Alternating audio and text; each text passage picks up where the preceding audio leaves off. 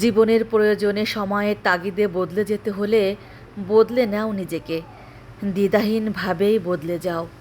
কিন্তু কোনো মানুষকে ভালোবেসে নিজের সত্তাকে ভুলে অন্যের জন্য নিজের আমার আমিটাকে বদলাতে যেও না। আমরা চাই বা না চাই তবুও আমরা বদলাই, কারণে অকারণেই বদলাই। আসলে আমরা কেউ বদলাই না, বদলাই মূলত সময়, বদলায় পরিস্থিতি, বদলায় লাইফস্টাইল, বদলায় সম্পর্ক, বদলায় ফ্রেন্ড লিস্ট, বদলায় স্ট্যাটাস, আরও প্রিয় নামকজন। সময়ের স্রোতধারায় খাপ খাইয়ে চলার জন্য, নিজেকে একজন প্রকৃত মানুষ হিসেবে গড়ে তোলার জন্য নিজেকে বদলানোটা কোনো দোষের নয়, বরং এটা অনেক গর্বের। কারণ তুমি তোমার জন্য নিজেকে বদলিয়েছ। জীবনে চলার পথে তোমার এই বদলগুলো তোমাকে সামনের দিকে এগিয়ে নিয়ে যাবে বারংবার, উন্নতি করবে সাফল্যের সর্বোচ্চ শিখরে। কিন্তু এই বদলানোটাই যদি তুমি অন্যের জন্য করো, অন্যের জন্য নিজেকে বদলাও, তখন সে মানুষটি হঠাৎ যে মানুষটির জন্য নিজেকে বদলালে সে যদি তোমাকে ছেড়ে চলে যায়, তখন এই বদলানো তুমিটাকে নিয়ে তুমি কি করবে?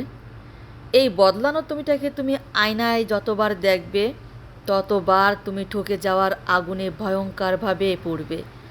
ভুল করার ব্যথায় মর্মাহত হবে। বারবার তোমার মনে হবে কেন তুমি তার জন্য তার পছন্দ অনুযায়ী নিজের স্বাদ আহ্লাদ বিসর্জন দিয়ে নিজেকে বদলাতে গেলে।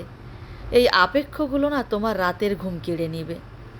এভাবে চলতে চলতে কেউ হয়তো মাস 6 পর, কেউ বা আবার বছর 1.5 পর নিজেকে সামলিয়ে নিয়ে আবার নতুন মানুষ খুঁজে পেলে, আবার নতুনভাবে পথ চলা শুরু করলে, আবার তার খুশির জন্য কিংবা তার সাথে সম্পর্কটা তৈরি বা টিকিয়ে রাখার জন্য আবারও তার জন্য নিজেকে বদলালে, সম্পর্কের যে কোনো একদিন তোমার কোনো নিজস্বতা নেই বলে সে তোমাকে খোঁটা দিলে তুমি কষ্ট পেলে, তুমি ব্যক্তিহীনতাই বলে সে তোমাকে ছেড়ে চলে গেল, তুমি আবারও ডিপ্রেশনে ভুগতে শুরু করলে। আসলে জীবনটা এমনই বাস্তবতা। নিজের জন্য নিজেকে বদলানোটা উন্নতির সুন্দরতম একটি ধাপ, আর অন্যের জন্য নিজেকে বদলানোটা বারবার নিজেকে ভেঙে চুরে নিঃশেষ করে দেওয়া। মনে রাখবে, যে মানুষের জন্য কোনো নিজস্বতা নেই, যে মানুষের ব্যক্তিত্ব বলতে কিছু নেই, সে মানুষ সাময়িকভাবে অনেকেরই প্রিয় হতে পারে, অনেকের কাছে সাময়িকভাবে প্রায়োরিটি লিস্টের প্রথম সারিতে থাকতে পারে, কিন্তু স্থায়ীভাবে কখনো কারোর প্রায়োরিটি লিস্টের প্রথম সারিতে কিংবা কারো জীবনে টিকে থাকতে পারে না। ব্যক্তিত্বহীন মানুষগুলো জ্যান্ত লাশের মতো।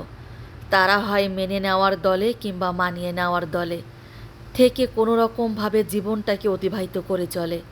ওই যে যেমন নদী এঁকে বেঁকে দূর থেকে বহু দূর চলে, কিংবা বোবা তার ভাষা, মনের মাঝে গোপন থাকে তার প্রাণের ভালোবাসা। ব্যক্তিত্বহীন মানুষগুলো প্রকৃতপক্ষে সবার কাছেই মূল্যহীন। জেনে রেখো, তোমার নিজস্বতাই তো